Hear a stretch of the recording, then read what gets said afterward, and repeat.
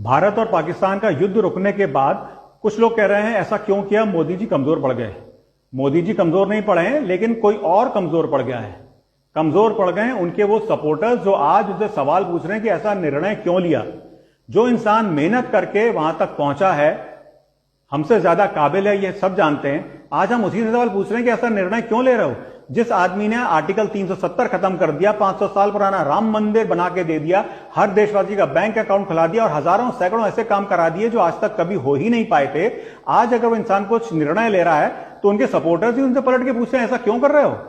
जब मोदी जी ने 500 साल पुराना राम मंदिर बनाया था, उन्होंने कहा था मुझे लोकसभा में 400 सीट दिला दो। हम सपोर्टर्स ने उनकी सरकार को माइनॉरिटी में कर दिया।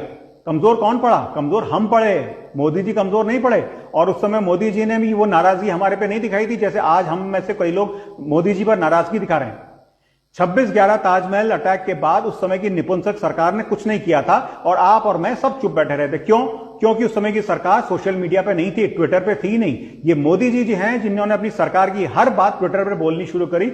उन्होंने हमें बोलने की ताकत दी। पॉलिटिकल लाइफ में यही प्रॉब्लम है, आप जिसको बोलने की ताकत देते हैं पलट के वही आपको सुनाने लगता है। जैसे कि आज मोदी जी के कई सपोर्टर्स उनसे सवाल पूछ रहे हैं। मैं बार बार सुनता हूं लोग कहते हैं इजराइल में ऐसा होता है, इजराइल में वैसा होता है। बिल्कुल सही होता है, इजराइल की बात सही कह रहे हैं, लेकिन उससे पहले बताइए इजराइल की जनता में और हमारी जनता में क्या फर्क है? बहुत बड़ा फर्क है। इजराइल के हर परिवार में एक आदमी फौज में होता है। आप में से और मुझ में कितने लोग अपने बच्चों से कहते हैं बचपन से कि फौज में जाना है, जाना है, जाना है। अगर किसी कारण से रिजेक्ट हो गया अलग बात है, लेकिन जाना है, जाना है, जाना है नहीं। हम अपने बच्चों से कहते हैं आईआईटी कर लो, नीट कर लो, सीए कर लो, वकील बन लो, कुछ कर लो, अच्छी जिंदगी जियो, लाइफ को एंजॉय करो, ये जिंदगी ना मिलेगी दोबारा, ब्ला ब्ला ब्ला। क्या हम इजराइल की जनता की तरह हैं जो हम एक्सपेक्ट करते हैं कि हमारी सरकार और हमारी फौज इजराइल की तरह हो? हमारी फौज दुनिया की सबसे अच्छी फौज है, बहुत अच्छी सरकार मिली है, लेकिन शायद हम कमजोर हैं। हम इस लायक नहीं हैं कि हम इजराइल की बात कर सकें।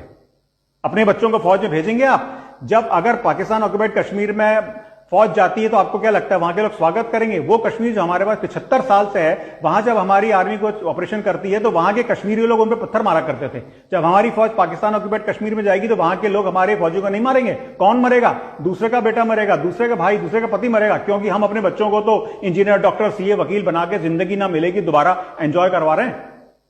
पहले अपने बेटे को फौज में भेजिए, उसके बाद सवाल पूछिएगा और उसके बाद कहिएगा कि कश्मीर में पीओके में घुस जाओ। अपने हिस्से का काम तो कर लो।